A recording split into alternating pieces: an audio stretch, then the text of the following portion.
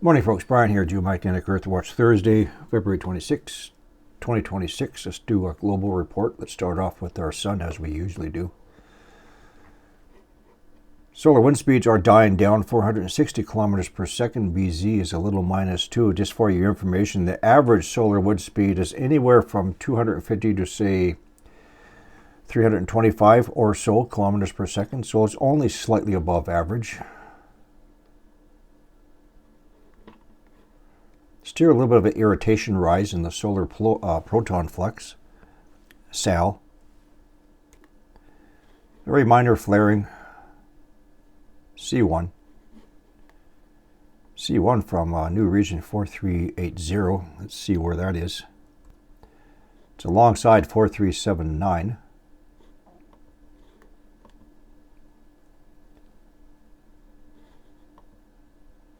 1, 2.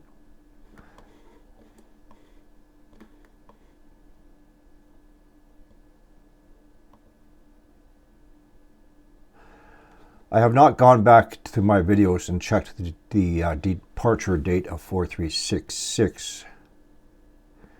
And it would have been 14 days after it left the western limb before coming back here. So I'm assuming this is the old 4366.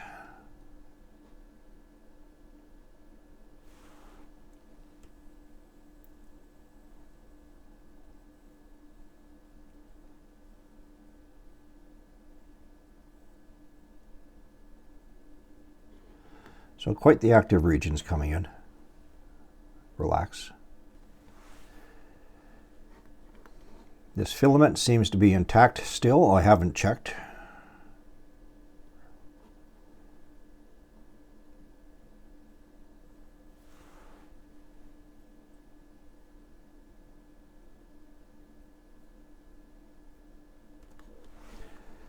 So this is a new tool available in Space Weather Live.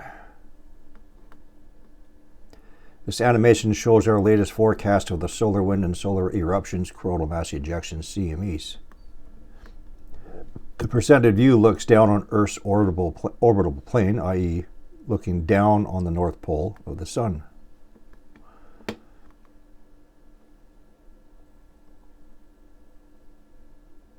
I find this one more useful for a visual perspective.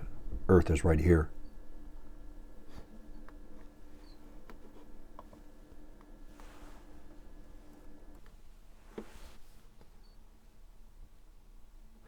So again, these speckles here, those are protons,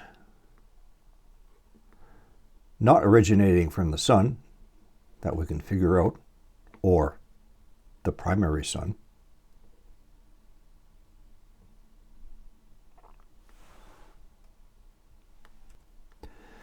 Okay, let's turn around. Let's take a look at Earth's jet streams.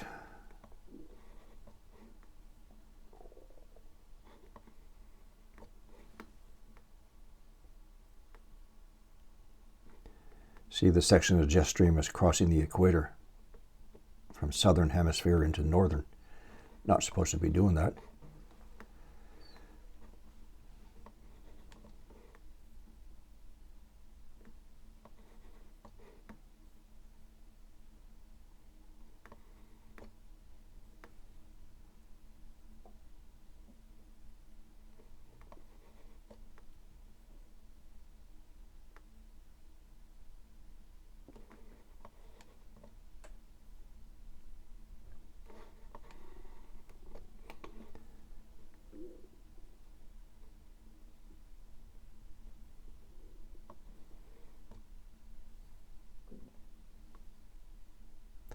Of course, it's not supposed to be doing any of this, but then again, we're in the middle of a pole drift, shift.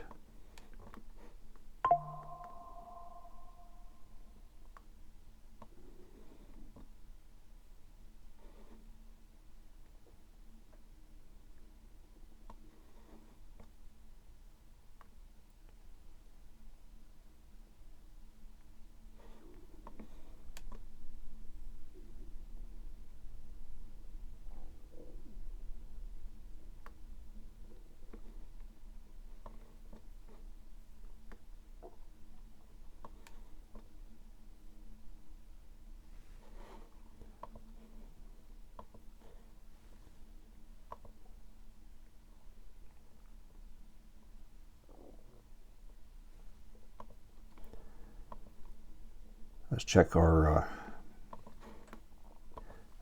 polar vortex. So just to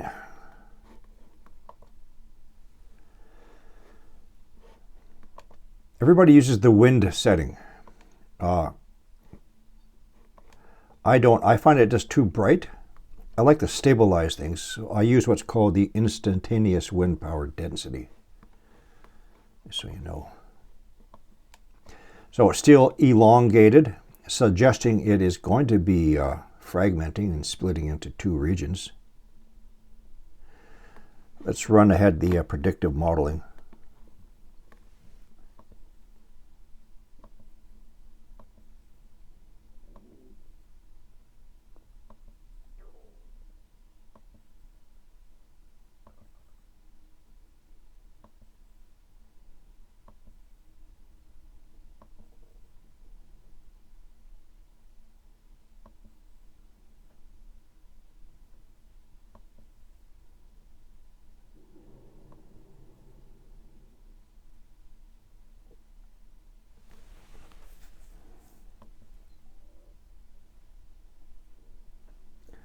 This is March 3rd.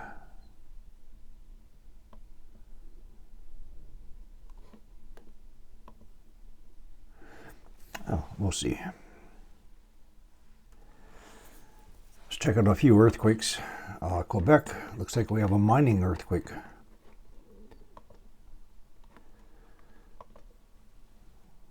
.9 kilometers depth.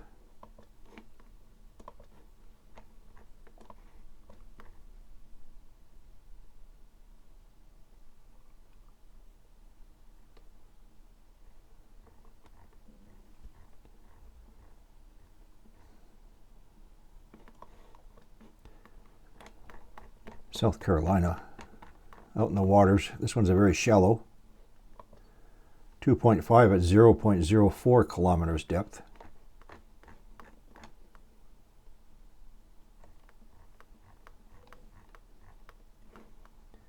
Curious.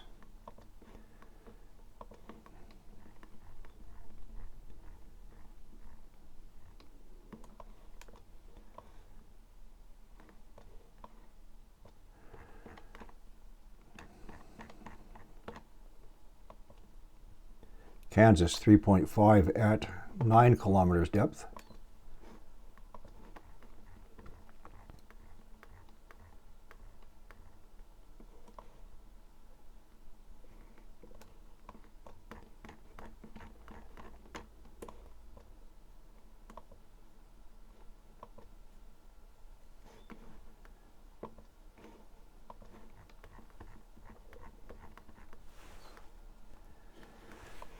All the rest at usual locations. Romania, so there's always earthquakes at intermediate depth, but they're very gradually increasing in magnitude. 4.5 at 110 kilometers depth.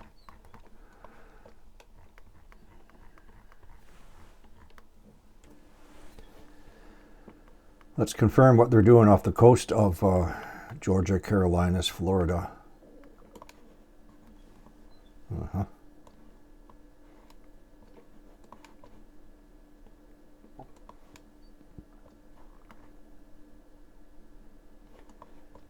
Check yesterday.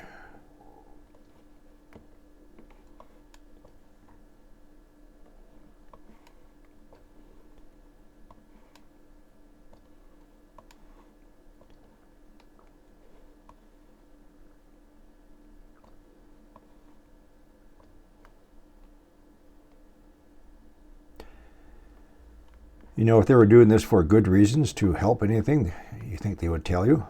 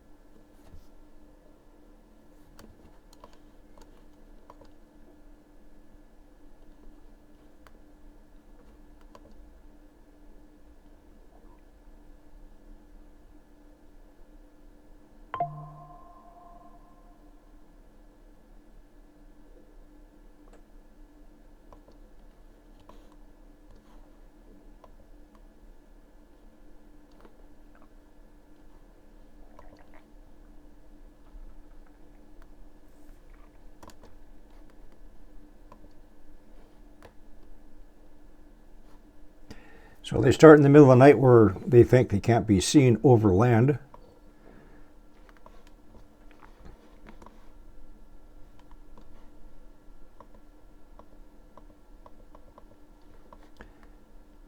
Then it drifts.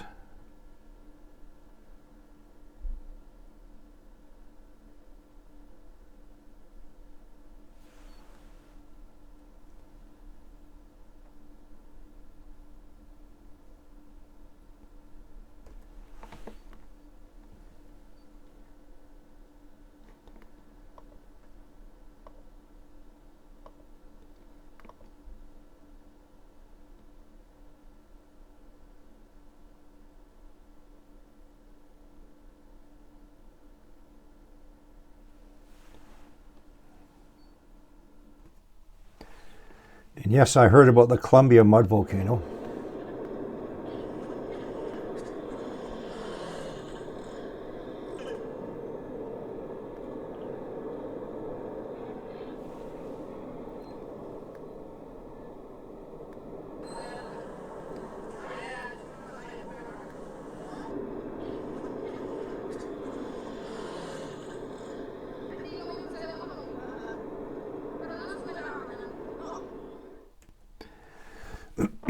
You want to see something really not too smart nowadays? This is the mud volcano in Colombia, and you can't sink. There's no bottom. This is like 20,000 feet or something like this at the bottom of this pit, and you're buoyant here.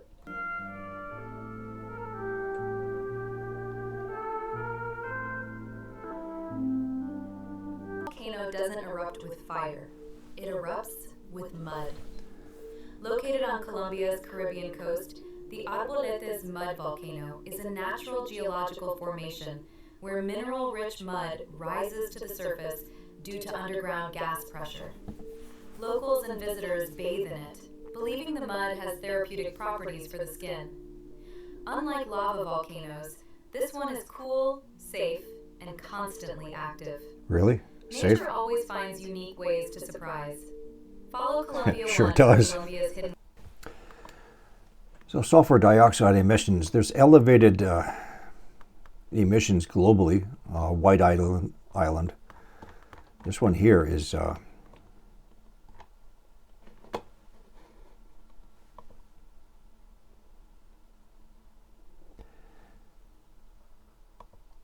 there's an active submarine volcano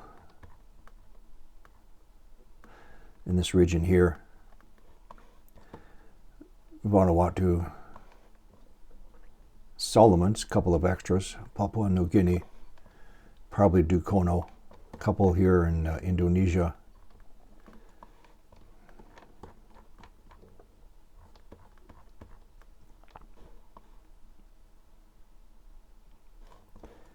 And so on, including Colombia. So I understand the mud volcano is in this region here.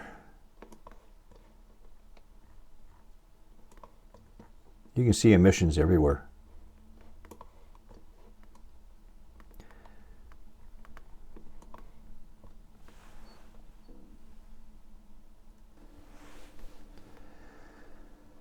Anyway, folks, I got to cut this one short.